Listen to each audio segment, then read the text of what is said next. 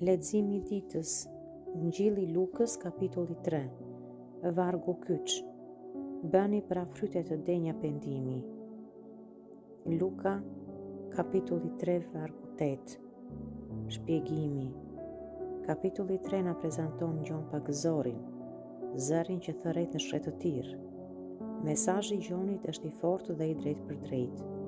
Përgatitja për ardhjen e Krishtit fillon me pendimin, një ndryshim i thellë i mendjes dhe drejtimit të jetës.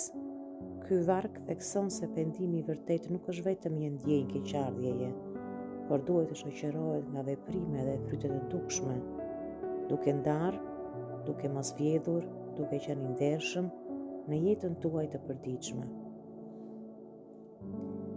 Lutu me mua. Lutja e reflektimit për ditën 3.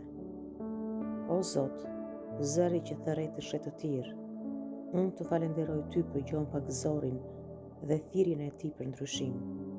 Unë rrëfej që shpesh jam mbështetur te veprat e mia në vend të hirit tënd dhe kam dështuar të sjell fryt të denj. Më zbuloni zonat të zemrës time që janë të shtrembura ose të thella dhe që kanë nevojë për ripërtëritje.